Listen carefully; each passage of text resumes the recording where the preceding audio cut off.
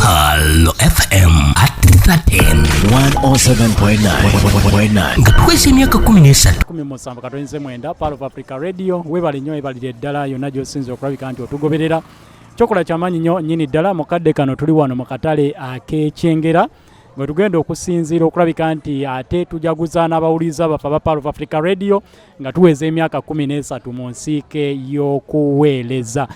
Era nga bogena maaso n'okulabika nti otunuulira akatale kano twagala kuyingira munda awo tugende maaso n'okubuuza abantu baffe ebibuuzo eby'enjawulo ebikwata ku kkula ery'omuntu wa bulijjo addamu ekibuuzo kyaffe n'akituuka bulungi gwe tugenda okugonomolako ebirabo byaffe olunaku olwaleero. Tutuukawo nga bwe twasuubiza bannakyengera nti olunaku olwaleero tugenda kubeera nga tujja okubagabira ebirabo bonna be tunasanga nga bataddeko Palo of Africa Radio. Nyabo nsaba olamuse kubawuliza Palo.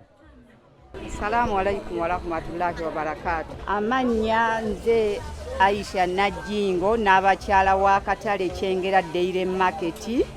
Mama ombala gwa Palo of Africa Radio ngeze emyaka 13 ogumanyi bulungi. Gugamba gutya?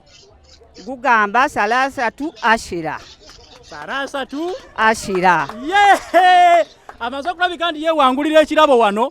Ekirabo kicho mama neyanziza nnyo barakallahu fikum mami smile yakinkwasiza ampe okwate ekirabo kyo bulungi nnyo nnyini ddala neyanziza nnyo neyanze gaba Palo FM toyanziza nnyo toyanzeko kutuwa empereza ennungi tusaba Allah abakumire ku ntiko tukyalina ebirabo bingi ebyokulaba tugenda kubeera ntukuddira mu nteekateeka eno ya Palo FM ngeweza emyaka 13 tukyagabira ddala ebirabo abantu b'ensanti mutulindirire namwe tujja tugenda kubatuukako akadde konna Palo FM at 13 mu kadde kano ndi mu bitundu bino bya Kyengera we tugenze maaso n'okulabika nti ate tugaba ebirabo byaffe olunaku olwaleero nga Palo FM eweza emyaka 13 mu nsiike y'okuweereza tusobodde okugaba ebirabo eby'enjawulo era abantu tubalese basanyufu ddala naawe tulindirire mu kitundu kyo essaawa yonna tugenda kujja tugende maaso n'okulabika nti tukuwa ebirabo ebya Palo of Africa Radio.